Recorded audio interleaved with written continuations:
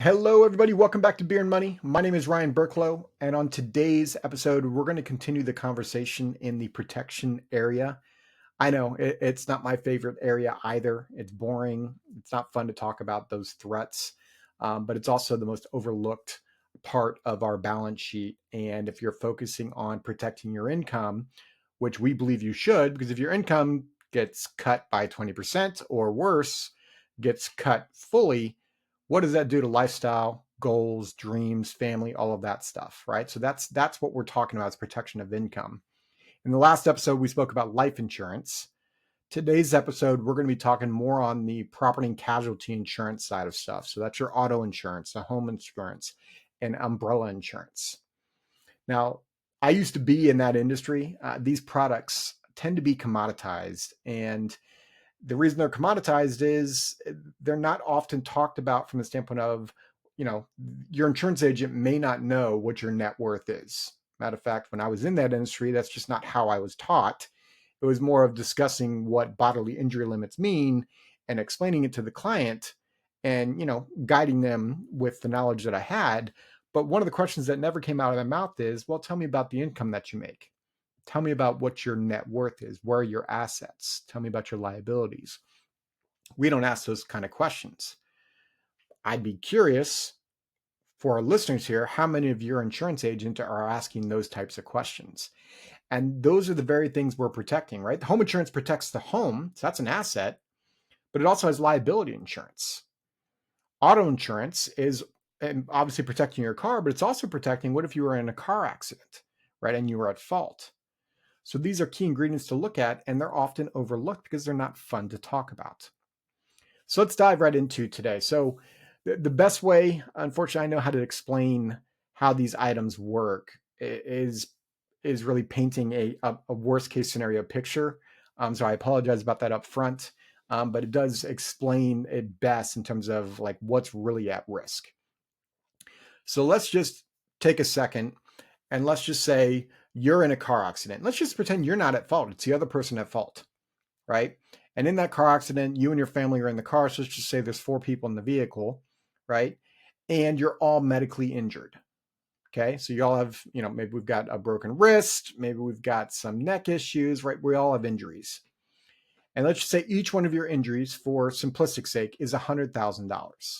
So that's $400,000 of medical injury. So the other person's at fault. So their auto insurance carrier, depending on what policy they have, in theory should pay for the medical as long as they're at fault. So if their policy is their bodily injury limits are 100, 300, what that means is $100,000 per person for medical damage or other instances, other costs, up to $300,000 per incident. So max of $300,000 on this. Okay. The liability coverage, the third, you might see it on your policy where it says 100, 300, and maybe it says another slash and it says 50 or 100.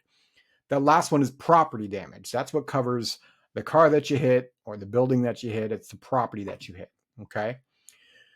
So if the other person has $300,000 of max injury coverage for you, and you've got 4 people in your car, that adds up to 400,000. Do you think that you might sue? Or if you're the one that's at fault, do you think you might be sued in that instance to make up that $100,000 difference, right? The answer is yes. I've never had anyone say, yeah, I might not, or I will not get sued, right? Of course, we might get sued, or you might sue, okay? So who's going to make up that difference?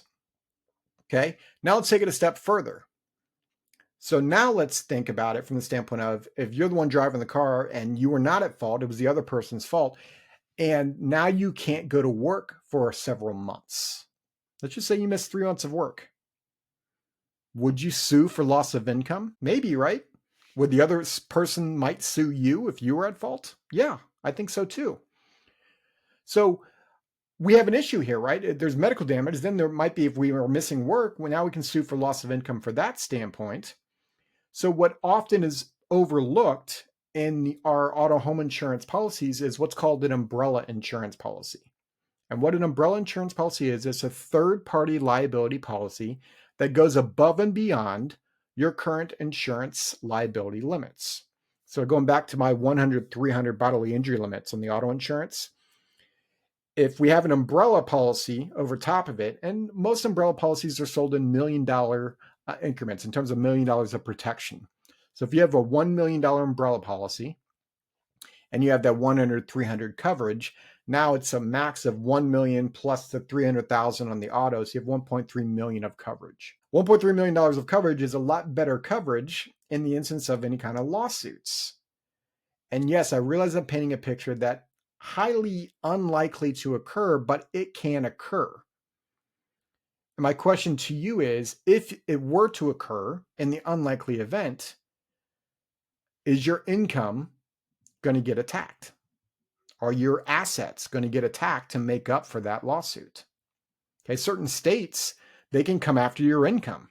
Right here in Washington State, you can actually be sued and have to pay out of your income that lawsuit. Umbrella policies, like $1 million of benefit. I probably the top question you've got is, Ryan, this makes sense, but what's the cost of that policy? Again, I don't know the specific cost to you because it does go into driving record and how many homes you have, and do you have a 16-year-old driving on the policy? But I've seen them as cheap as like 16 or 17 bucks a month for that policy. So pretty inexpensive for a lot more coverage on that. So something to consider on your protection piece that is often overlooked is that umbrella policy. Okay. The last thing that I wanted to bring up is on the home insurance is you have on your home insurance what's called personal property coverage. Okay.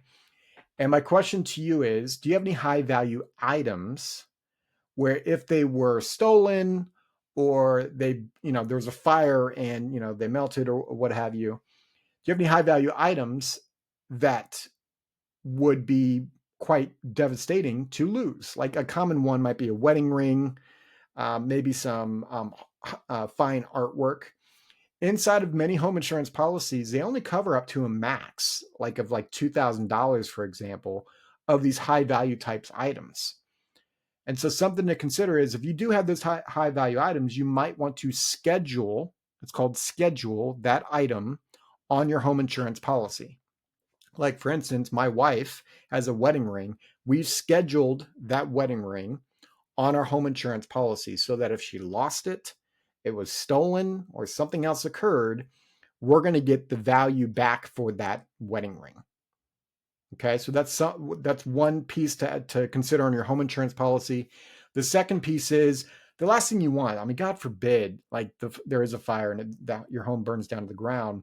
Do you want to argue with the insurance company of what you did and did not own? So something to consider is take your phone out, walk around and video and point out certain items in the house, right? If you've got a couch that was like $10,000, maybe call that out on the video, but walk around the house and video what you own.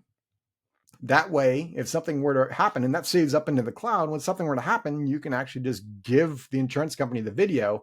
Now it's much harder for them to argue what you did and did not own.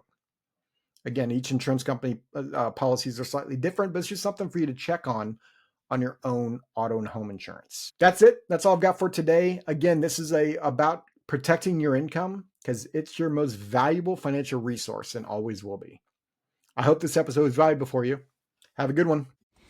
This podcast is for informational purposes only and is not to be construed as tax, legal, or investment advice. Although the information has been gathered from sources believed to be reliable, please note that individual situations can vary. Therefore, the information should be relied upon only when coordinated with individual professional advice. Guest speakers and their firms are not affiliated with or endorsed by Park Avenue Securities, Guardian, or Quantified Financial Partners, and opinions stated are their own. Guardian, its subsidiaries, agents, and employees do not provide tax, legal, or accounting advice. Consult your tax, legal, or accounting professional regarding your individual situation. All investments and investment strategies contain risk and may lose value. This material is intended for general public use.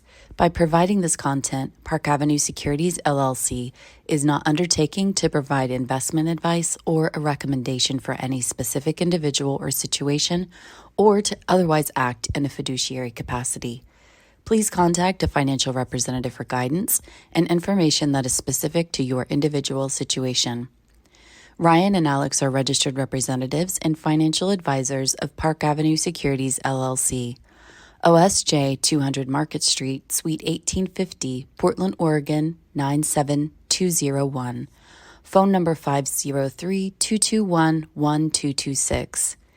Securities products and advisory services offered through Park Avenue Securities, member FINRA, SIPC. Financial representatives of the Guardian Life Insurance Company of America, Guardian, New York, New York. Park Avenue Securities is a wholly owned subsidiary of Guardian. Quantified Financial Partners is not an affiliate or subsidiary of Park Avenue Securities or Guardian. Ryan Burklo, CA Insurance License Number 0K24924. Alexander Collins, CA Insurance License Number 0H24806. Pinpoint number 2024-178886, expiration July 2026.